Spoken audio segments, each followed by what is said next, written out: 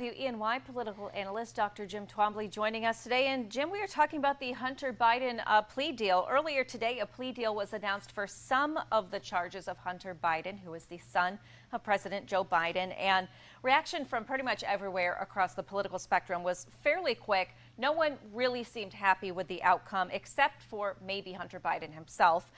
Republicans immediately alleged the existence of two different justice systems, and some Democrats thought that the low level of punishment, which is fines and probation, might lead to Republicans using this deal as a weapon against President Biden in the 2024 election. Now, Jim, you are a political science professor. You are not an attorney. But what can you tell us first about the terms of the deal? And second, could it have any impact on President Biden's reelection bid? Well, from what I've been able to glean from reporting so far, the two counts of failure to pay income tax are pretty standard misdemeanor charges. As far as I can tell, he will have to pay the taxes and associated fines with the length of time that he's not paid them. The potential more serious charge is related to lying on a gun permit application. And although it is sometimes charged as a felony, if it is associated with a substance abuse problem, the perpetrator is often put in a diversion program where after treatment and a probationary period, the charge is then dropped. Okay, and with this announcement today, are Hunter Biden's legal problems over with? No, and for two reasons. First, the prosecuting U.S. attorney, a Trump appointee, has said that the investigation into Hunter Biden's behavior is still ongoing.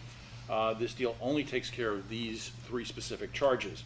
Second, the Republicans in the House of Representatives have said that their investigations into Hunter's actions, alleged bribery, and other criminal activity both here and abroad that may involve the president himself will continue. Okay, and now what is the difference between Republicans and Democrats in response to this? Interestingly enough, they seem to both argue that we have a two-tiered criminal justice system. Democrats argue that if this had been anyone but the president's son, the investigation would have ended with even less punishment. The Democrats also point to the Washington Post report from yesterday about the DOJ slow-walking the investigation into Trump's involvement in the planning and execution of January 6th as evidence of such a two-tiered system. Republicans argue that because Hunter is the president's son, he got a sweetheart deal. Okay, and now in the end of all of this, will this impact President Biden's chances at re-election? There are a few things to consider.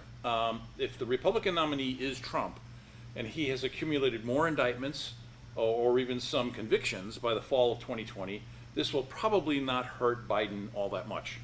If the Republican nominee is someone else, well, then it might. You can imagine a scenario with a Chris Christie saying yes, and Trump was wrong too, but that having a negative impact on Biden's chances. It's also the case that since we are now 18 months out from an election, in politics, that can be an eternity, and anything can happen. Yeah, you're absolutely right about that. It is about equivalent to a million years in Indeed. politics. All right, Jim, thank you so much for joining us today. My pleasure. And